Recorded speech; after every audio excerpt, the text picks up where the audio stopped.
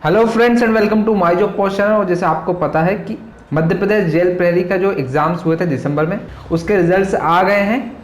तो आप यहाँ पर देख सकते हैं फर्स्ट फेज रिजल्ट। जिन्होंने नहीं चेक किया वो चेक कर लें। इस पर क्लिक करना है आपको, और क्लिक करने के बाद आप यहाँ पर आपको आपके एप्लीकेशन नंबर या फिर रोल नंबर एंटर करना है। उसके बाद आपकी डेट ऑफ बर्थ इस फॉर्मेट में, और यहाँ पर जो भी आपका कैलकुलेशन रहेगा वो यहाँ पर क्लिक कर देना है। उसके बाद सर्च पे आपको क्लिक करना है, आपका रिजल्ट देखना है और उसमें देखना है कि आप सेकंड फेज के लिए क्वालिफाई हो या नहीं।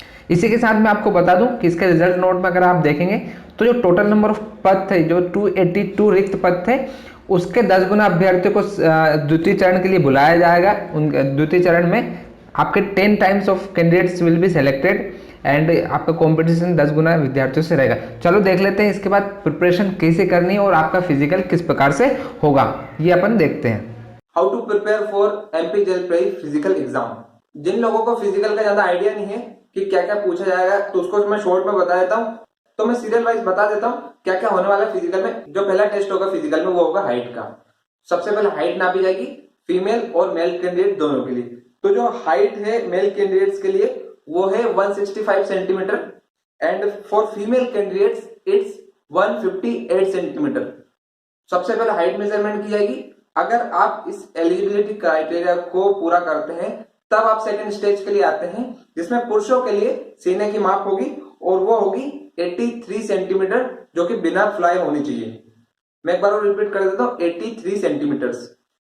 अगर किसी का सीना 83 सेंटीमीटर्स नहीं है तो डिप्स लगाना स्टार्ट कर दें। स्टार्टिंग में कम कम लगाएं, 5-5 लगाएं, लेकिन बाद में 10-10 के 3 सेट जरूर लगाएं डेली रूटीन पर। सुबह शाम लगा सकते हैं तो बेहतर है, लेकिन एक टाइम जरूर लगाएं। अगर आप हाइट टेस्ट और सीने की माप में सफल होते हैं तो ही आप रनिंग के लिए एलिजिबल होते हैं। इसके बाद आपकी होती है रनिंग, जो कि 800 मीटर की होती है। 800 मीटर में जो पुरुष के लिए टाइम दिया गया है वो है 2 मिनट 50 सेकंड। इसके लिए एक ही अवसर मिलेगा आपको, यानी कि अगर कोई व्यक्ति एक बार में नहीं निकाल पाता है उसको दूसरा अवसर नहीं प्रदान किया जाएगा।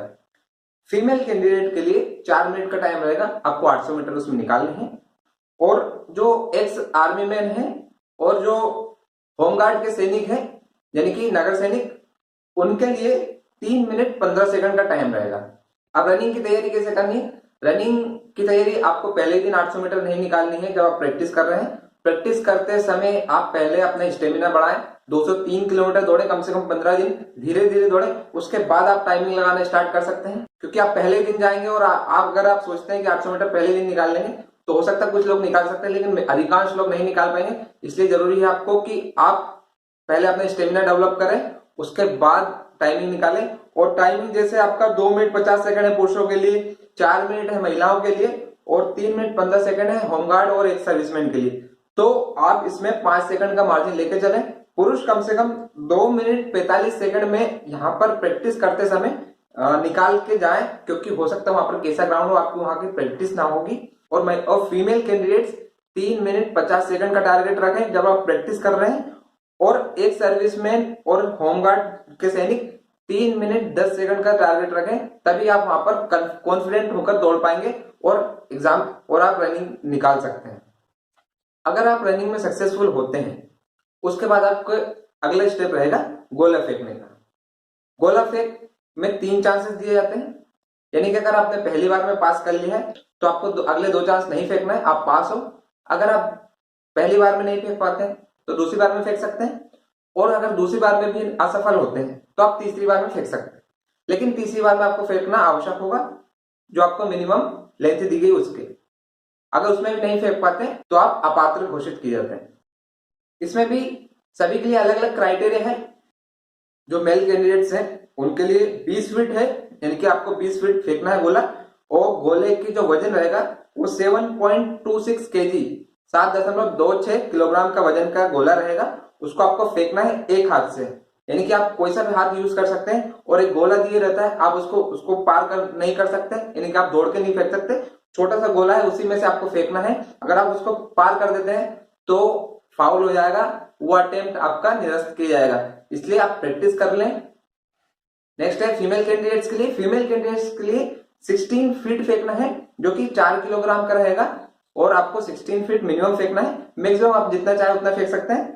और एक सर्विसमैन और होमगार्ड सैनिक के लिए 15 फीट फेंकना है मिनिमम, और इसका वजन रहेगा गोले का 7.260 kg, यानी 7.26 किलोग्राम।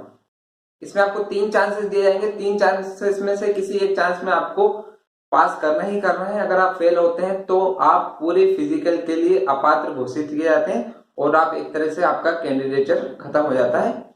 तो गोला फेंकने की तैयारी कैसे करनी है हमको हमको अगर आप लोग ये सोच रहे हैं कि 7.26 kg या फिर 4 किलोग्राम आप वैसे ही फेंक लेंगे, इसके लिए प्रैक्टिस की आवश्यकता नहीं है, तो इस मिथ्या में ना रहें, क्योंकि कई बार स्टूडेंट सब कुछ पास कर लेता है, सिर्फ गोले फेंकने में रह जाता है। तो कोशिश करनी है हमको कि हम इसकी प्रैक्टिस कर सकें और रेगुलर प्रैक्टिस कर सकें। वहां पर जाके हो सकता है आपके हाथ में झटका आ जाएगा अगर आप पहली बार फेंक रहे हैं तो अगर आपके पास गोला है तो अच्छी बात है, नहीं है तो खरीद सकते हैं, या फिर आप किसी भी स्पोर्ट्स ट्रेनिंग सेंटर में जाके, कोचिंग सेंटर में जाकर वहां पर जाकर प्रैक्टिस कर सकते हैं, कोचिंग लगा सकते हैं आप फिजिकल की, या फिर आपके पास अवेलेबल है तो बहुत अच्छी बात है। आप एक पैमाना तय कीजिए कि यहाँ तक आपको फेंकना है, धीरे धीरे फेंकिए, लेकिन और उसके पहले आप स्ट्रेचिंग कीजिए। डायरेक्ट जाके फेंकना आपके लिए परेशानी पैदा कर सकता है।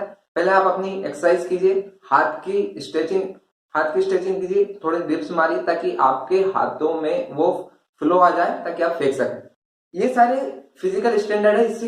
इसके बाद आपको डॉक्यूमेंट वेरिफिकेशन होता है, यानी कि इन सब में पास होते हैं तो आपका डॉक्यूमेंट वेरिफिकेशन होता है। कई बार लोग गलती करते हैं कि ये तो फिजिकल है और फिजिकल के समय बहुत सारे डॉक्यूमेंट्स नहीं ले जाते हैं, लेकिन आपका डॉक्यूमेंट वेरिफिकेशन भी वहां होगा। ज्वाइनिंग के टाइम पे भी होता है, लेकिन यहाँ पर भी होता है। तो मैं आपको बता देता हूँ कौन कौन से आपको डॉक्यूमेंट्स की आवश्यकता है वहां पर ले जाना पड़ेगा। जहां पर भी अगर कोई आप एग्जाम देने जाते हैं तो अपने साथ किसी एक व्यक्ति को जरूर ले जाया करें, क्योंकि हो सकता है आप एक बार अंदर जाने के बाद आपको बाहर ना निकलने दे, तो आप उसको फोन करके या फिर किसी भी माध्यम से आप उससे वो डॉक्यूमेंट बुला सकते हैं जिसकी आवश्यकता आपको वहां पर पड़ रही है और आपके पास वहां पर अवेलेबल नहीं है। तो ये एक टिप है, क्योंकि कई बार बहुत सारे स्टूडेंट्स को आवश्यकता पड़ती है, उनके पास कोई व्यक्ति नहीं होता है जो उनको अवेलेबल करवा सके। तो एक व्यक्ति, चाहे आपका दोस्त हो, चाहे रिश्तेदार, चाहे आपके पेरेंट्स हो, उनको जरूर ले आए। फिजिकल से पहले बहुत भारी भोजन नहीं करना है, हल्का फुल्का खाना है। केले ले आए, केले से आपकी स्फूर्ति बनी रहेगी। या आप जूस ले जा सकते हैं, जूस, ताकि आप कुछ थोड़े टाइम पहले पी लें। ग्लूकोज मिलाकर पानी ले जा सकते हैं और कुछ एनर्जी के लिए आप खाने के लिए ले जा सकते हैं हल्का फुल्का। अब मैं बता देता हूँ डॉक्यूमेंट्स कौन कौन सी आवश्यकता रहेगी। डॉक्यूमेंट्स आपको वहां दिखाने रहेंगे। जितने भी मैं आपको डॉक्यूमेंट्स बता रहा हूँ उनकी एक फोटोकॉपी होना चाहिए जिसपे आपका सेल्फ अटेस्टेड साइन हो और ओरिजिनल होना चाहिए उसका। सबसे पहले मैं आपको बताता हूँ आधार कार्ड आपका होना चाहिए, क्योंकि वहां पर आधार वेरिफिकेशन होता है। उसके बाद आपकी जो सेकंड इंपॉर्टेंट थिंग है वो है आपकी जीवित पंजीयन। रोजगार पंजीयन का जीवित होना चाहिए पंजीयन। बहुत सारे स्टूडेंट्स इस कारण से बाहर हुए हैं क्योंकि उनका रोजगार पंजीयन एक्सपायर हो चुका था। रोजगार पंजीयन को रिन्यूअल करवाने में सिर्फ 1 मिनट का टाइम लगता है, चाहे वो आप खुद कर सकते हैं, चाहे वो आप किसी भी साइबर कैफे में जाके करवा सकते हैं। लेकिन उस समय वो जीवित नहीं था या एग्जाम के टाइम जीवित नहीं था, यानी कि उसकी एक्सपायर हो गई थी डेट, इस कारण से उसका सिलेक्शन कैंसिल हो गया। तो जो भी ये वीडियो देख रहे हैं या फिर जो भी इस वीडियो को देखेंगे, आप शेयर करने के बाद आप, और जो भी जिन लोगों को आप शेयर करेंगे, कम से कम वो तो ये गलती ना करें कि आपका रोजगार पंजीयन एक्सपायर हो गया हो तो उसको रिन्यू करवा लें। इसी के साथ आपको आपकी 10th की मार्कशीट और उसकी फोटोकॉपी ले जानी है, सेल्फ अटेस्टेड। बाकी अगर आपने ग्रेजुएशन की या 12th की मार्कशीट आपने दर्शाई है तो उसको भी ले जाना है। ओबीसी, एससी, एसटी कैंडिडेट्स को अपने कास्ट सर्टिफिकेट ले जाना है। होम गार्ड यानी कि नगर सैनिक को 3 वर्ष का सेवा का प्रमाण पत्र ले जाना है, सक्षम अधिकारी के द्वारा प्रमाणित होना चाहिए, उसकी फोटोकॉपी और ओरिजिनल दोनों। एक सर्विसमैन के द्वारा सेना का प्रमाण पत्र होना आवश्यक है। अगर आप सरकारी कर्मचारी हैं तो आपके पास अनापत्ति प्रमाण पत्र होना चाहिए, यानी कि NOC, no objection certificate from the employer, यानी कि आप जिसमें सरकारी संस्था में कार्यरत हैं वहां से आपके पास एनओसी होना आवश्यक है। अगर आप संविदा कर्मचारी हैं तो आपके पास 5 साल का संविदा सेवा का सर्टिफिकेट होना चाहिए। अगर आप ईडब्ल्यूएस कैंडिडेट हैं तो आपके पास ईडब्ल्यूएस सर्टिफिकेट होना चाहिए ओरिजिनल और फोटोकॉपी के साथ। आपके पास फोटोज होना चाहिए जो आपने एप्लीकेशन फॉर्म में भरते समय लगाया था। फिजिकल के समय जो भी डॉक्यूमेंट्स आपको आवश्यकता होती है वो आपको प्रस्तुत करना होगा, जो भी अगर लगता है वहां पर। तो इसलिए आप एक व्यक्ति को जरूर ले आए और बाकी सारे डॉक्यूमेंट ले आए, उनकी एक फोटो कॉपी जरूर ले आए जो भी आवश्यक होगी उनकी, ताकि वहां पर कोई दिक्कत ना आए। तो मुझे लगता है आपको एसेंशियल जानकारी प्राप्त हो चुकी होगी। अब अपनी तैयारी स्टार्ट करें, आराम से ना बैठें फिजिकल की तैयारी करने के लिए। तो आप अपने से तैयारी कर सकते हैं, सुबह करें शाम को करें। अगर आपके अच्छा फिजिकल नहीं है तो दोनों टाइम करें। अगर अच्छा है तो कम से कम एक टाइम जरूर करें। ऐसा ना समझे मैं तो कर लूंगा या मैं कर लूंगी, ऐसा नहीं होता। फिजिकली के लिए हर व्यक्ति को प्रैक्टिस की आवश्यकता होती है। So start preparing for physical exam. Best of luck from my job post team. और अगर आपको वीडियो पसंद आई है तो अपने दोस्तों को भी शेयर जरूर करें ताकि उनका भी फायदा हो। और अगर आपको वीडियो ठीक लगे तो लाइक भी कर दें और गवर्नमेंट जॉब्स की जानकारी के लिए सब्सक्राइब करें माय जॉब पोस्ट चैनल को।